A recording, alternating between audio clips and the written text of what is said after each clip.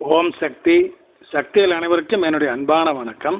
சக்திகளே, சென்ற முறை ஈரோட்டில் ஊர்வலம் நடந்த பொழுது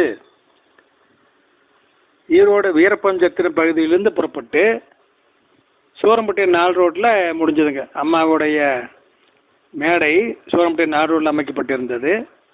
அம்மா அவர்கள் எல்லா பக்தர்களுக்கும் அருள் தரிசனம் கொடுத்தார்கள்.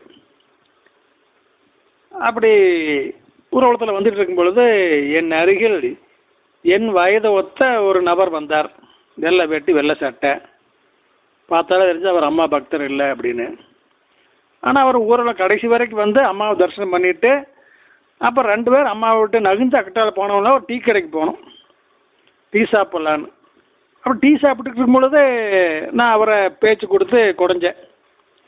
உங்களை பார்த்தா புதுசாக இருக்குதுங்களே, செவ்வாடியும் இல்லை, ஆனால் ஆரம்பத்துலேருந்து ஊரில் வந்துட்டு இருக்கிறீங்க, நீங்கள் யார் என்ன விவரம் சொல்கிறீங்களான்னு கேட்டேன். இப்போ அவர் சொன்னார், மதுரைக்கு அந்த பக்கம் ஏதோ ஒரு ஊர்.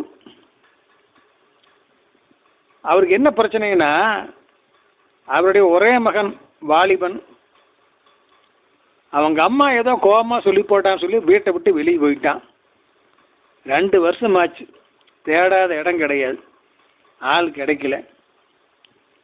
அவங்க மருவத்தூரை பற்றி கேள்விப்பட்டு இப்படி ஊர்வலம் நடக்குது, இந்த ஊர்வலத்தில் வந்து கலந்துக்கிட்டா எந்த கோரிக்கை வேண்டுமானாலும் நிறைவேறும் அப்படின்னால நம்ம சக்தி சொன்னதை கேட்டு, சரி நம்மளுக்கு தான் நம்ம பையன் தொலைஞ்சு போயிட்டானே, வரமாட்டேங்கிறான், எங்கே இருக்கான்னு தெரியல, சரி இந்த பையன் மனம் மாறி வீட்டுக்கு வரணும்னு வேண்டிக்கிட்டு நம்ம ஊர்வலத்தில் போய் கலந்துக்கலாம்னு சொல்லி அந்த பெரியவர் வேண்டுதல் வைத்துட்டு பஸ் ஏறி ஊர்வலத்துக்கு வந்துட்டு இருக்காருங்க.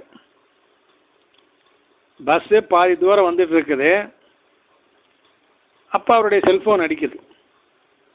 எடுத்து பேசுனா அவர் மனைவி பேசுகிறாங்க, ஏனுங்க நம்ம பையன் வீட்டுக்கு வந்துட்டானுங்க, சாப்பிட்ருக்கானுங்க, நான் தான் சாப்பாடு போட்டுட்ருக்கிறேன். அந்த அம்மா உண்மையிலேயே சக்தியான தெய்வங்க, நீங்கள் ஊர்வலத்துக்கு கொண்டு போய் சேர்ந்துருக்கே மாட்டீங்க, அதுக்குள்ளே மயமன் சேர்ந்துட்டானுங்க அப்படின்னு அந்த அம்மா சொல்லுது. இப்போ பார்த்தீங்களா சக்திகளே, வேண்டுதல் வைத்து ஊர்வலத்தில் கலந்து கொள்வதற்காக அந்த தகப்பனார் செவ்வாழையிலெல்லாம் வரலைங்க, வெள்ளை வேட்டி வெள்ளை சட்டையில் தான் வந்தார், பொதுஜனமாக வந்தார். ஆனால் அவருடைய கோரிக்கை பஸ் ஏறி பாதி தூரம் வந்தோடனே நிறைவேறியாச்சு. எப்படி பார்த்தீங்களா, நம் தாய் பாசமே உருவான நம் அன்னை. ஓம் சக்தி.